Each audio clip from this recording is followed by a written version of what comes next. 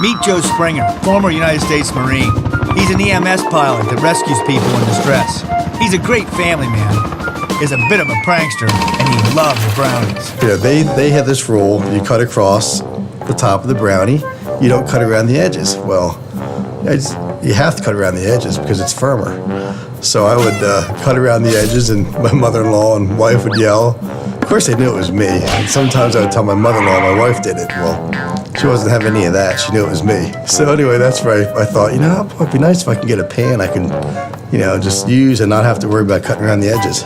So Joe comes to us with this idea that he'd like to have a chewy edge around every brownie in the pan, even the ones in the middle. I assigned Tim to be the chief creationeer on Joe's idea. He had to lead the charge on figuring out a way to satisfy Joe's need for a custom brownie pan that would give brownies that hard, crunchy edge. The pan would have to be inexpensive to manufacture, meet retailer specs for shelf space, and fit that targeted company's manufacturing line. Joe's project first came in, you know, we took a look at it.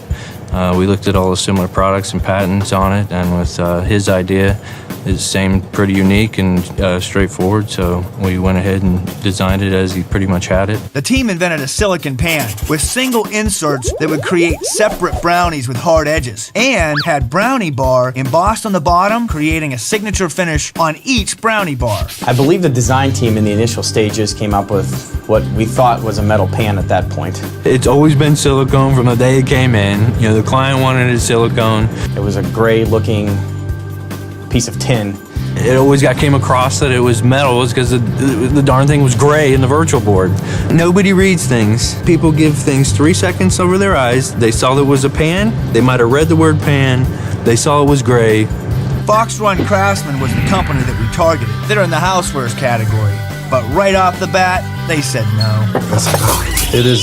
It is disappointing. I didn't lose faith that there wouldn't be a customer because there's too much strife between men and women. Somebody had to solve it out there, so. We didn't give up on Joe's idea. We just took Joe's pan to XHP. It's a company that we're familiar with, but they didn't prove to be a sure thing.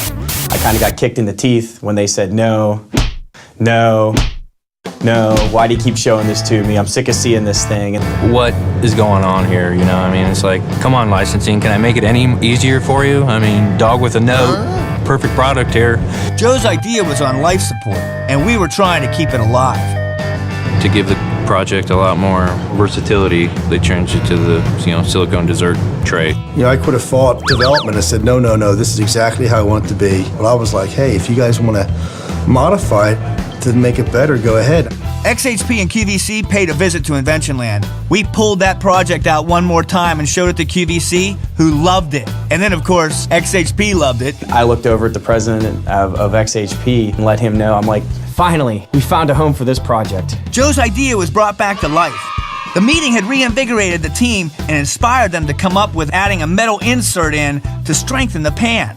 It made his product, have one other unique feature that the other silicone bakeware products didn't have at the time. Before XHP was ready to commit, however, the new design had to be tested by someone who was no stranger to testing. Okay, Clay. No, no, no, no, no.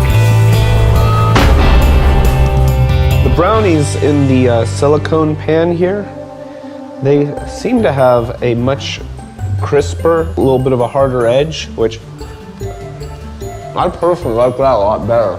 Yeah. But I think we need to figure out how hard this edge really is. What, some sort of a test? Why am I doing this again? Ow! Ow!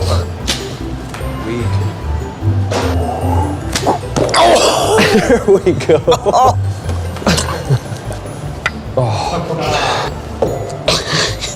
You're just trying to hit my aren't you?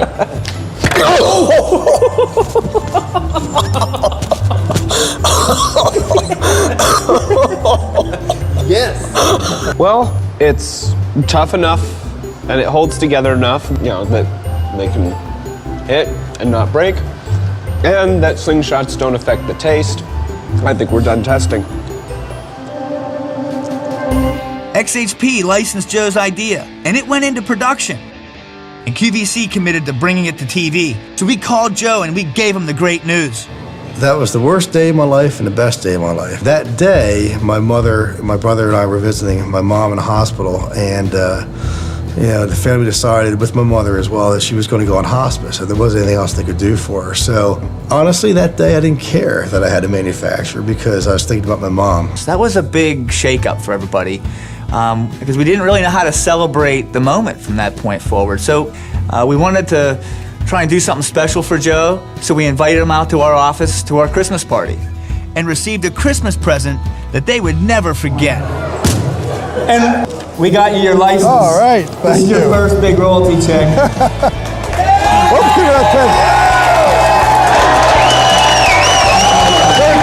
$13,300. He had no idea that there was a check coming.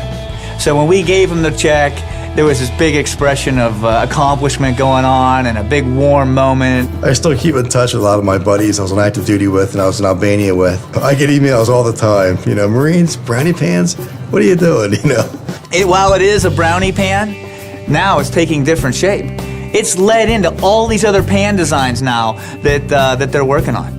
The entire top is crunchy, so you've got a corner in every bite. It's definitely an emotional roller coaster. There's ups and downs. I would just tell people to hang in there. Don't walk away from your project.